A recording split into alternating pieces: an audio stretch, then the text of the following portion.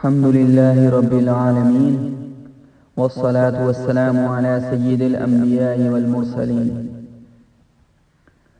دوستو، رمضان المبارک کا مہینہ چل رہا ہے اور یہ مہینہ جس عبادت پر مشتمل ہے وہ ہے روزہ۔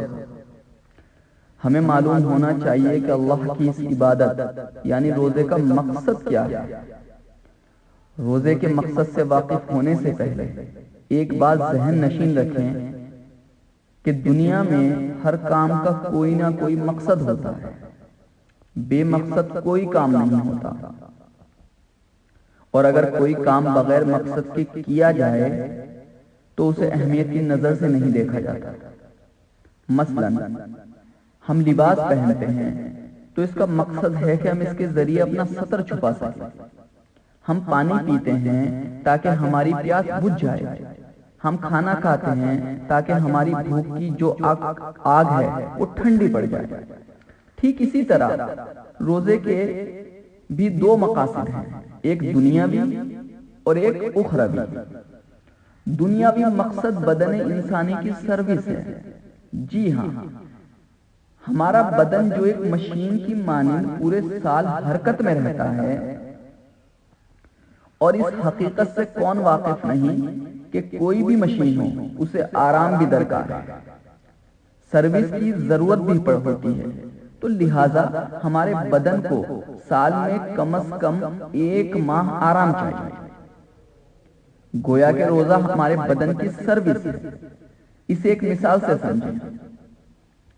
ہماری کار 10 کلومیٹر چل جاتی ہے تو پھر اس کی سروس کرانی ضروری ہے۔ اگر ہم نے وقت پر سروس نہیں کرائی تو ہماری گاڑی کا انجن وقت سے پہلے خراب ہو جائے گا۔ ٹھیک اسی طرح ماہ مبارک در حقیقت ہمارے بدن کی سروس کا وقت ہے۔ اگر ہم اس ماہ بھی روزہ نہیں رکھیں گے اور ماکولات و مشروبات میں مصروف رہیں گے تو ہمارا بدن بھی وقت سے پہلے بوڑھا ہو جائے گا۔ یہ تو تھا روزے کا دنیاوی مقصد، اور اخروی مقصد کی وضاحت اللہ تبارک تعالی اپنی نازل کردہ آخری کتاب قرآن کریم میں کچھ یوں کرتے ہیں: یا ایھا الذین آمنوا کتب علیکم الصیام کما کتب علی الذین من قبلکم لعلکم تتقون، کہ اے ایمان والو، تم پر روزے فرض کیے گئے ہیں جیسا کہ تم سے پہلے لوگوں پر فرض کیے گئے تھے تاکہ تم متقی بن جاؤ۔ مذکورہ آیت میں اللہ تبارک تعالی صاف صاف بیان کر رہے ہیں کہ روزے کا مقصد یہ ہے کہ تم متقی بن جاؤ، تقوی اختیار کرو۔ اب تقوی کہتے کسے ہیں؟ سب سے پہلے اس کی تعریف سنیں۔ تقوی کہتے ہیں اللہ کے احکامات کی خلاف ورزی سے بچنا۔ ہم آج دنیا میں احکام خداوندی کی خلاف ورزی سے خود کو بچائیں گے تو انشاءاللہ کل میدان حشر میں ہم عذاب جہنم سے بچ جائیں گے۔ گویا کہ تقوی ہمیں برائی کے کاموں سے روکتا ہے۔ مثلا کوئی شخص چوری کرنے جا رہا تھا، ایک دم اس کے ذہن میں سورہ مائدہ کی وہ آیت آ گئی: والسارق والسارقۃ فاقطعوا ایدیہما، کہ چوری کرنے والے اور چوری کرنے والی کی دونوں ہاتھوں کو کاٹ دو۔ اسی طرح کوئی جھوٹ بولنے والا تھا، ایک دم اسے خیال آیا کہ نہیں، میرا اللہ کہتا ہے وَاجْتَنِبُوا قَوْلَ الزُّورِ، کہ جھوٹ بات کہنے سے بچو۔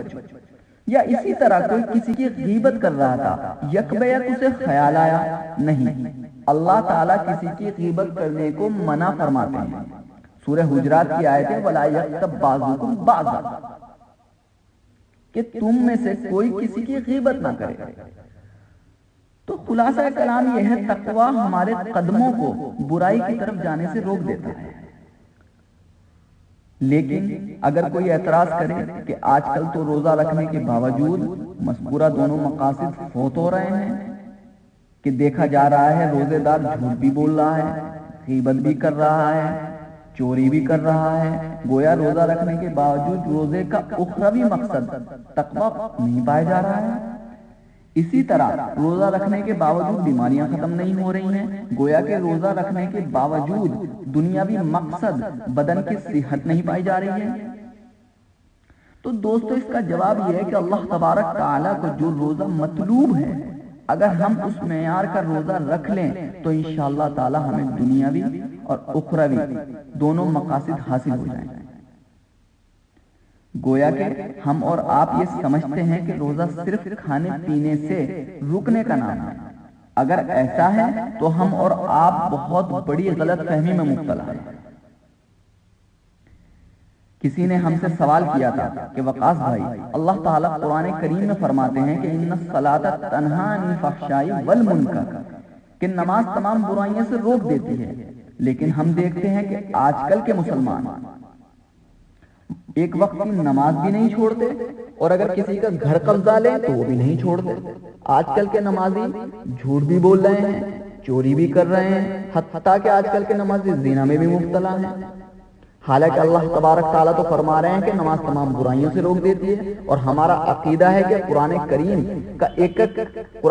کی ایک ایک آیت صداقت پر مبنی ہے، تو پھر ایسا کیوں ہو رہا ہے؟ ہم نے کہا دیکھیے، قرآن کریم کی ایک ایک آیت نہیں بلکہ قرآن کریم کا ایک ایک حرف صداقت پر مبنی ہے۔ بات دراصل یہ ہے کہ ایک ہوتی ہے عبادت اور ایک ہوتی ہے رسم۔ آج کل کے مسلمان نماز کو ایک عبادت کی طرح نہیں، بس ایک رسم کی طرح ادا کر رہے ہیں۔ نماز کو اگر اس انداز سے پڑھی جائے جیسے سرکار دو عالم صلی اللہ علیہ وسلم اور صحابہ کرام پڑھتے تھے، تو یقیناً اللہ کے بیان کے مطابق نماز اللہ کے بیان کے مطابق نمازی کو برائیوں سے روک دے گی۔ چنانچہ حضرت عائشہ رضی اللہ تعالی عنہا کا فرمان ہے کہ نبی کریم صلی اللہ علیہ وسلم اتنی طویل نماز پڑھتے تھے کہ آپ کے پاؤں مبارک پر ورم آ جاتا تھا، اور ہماری نماز 4 سجدے کرنے کے بعد ہم خود کو جنت کا ٹھیکیدار سمجھتے ہیں۔ ٹھیک اسی طرح روزہ اگر ہم اللہ کی منشا کے مطابق رکھ لیں تو یقیناً ہم متقی بن جائیں گے، اور گناہ کرنا تو دور، گناہ کا خیال بھی انشاءاللہ ہمارے ذہن میں نہیں آئے گا، نیز ہماری صحت بھی ٹھیک رہے گی۔ وما علینا الا البلاغ۔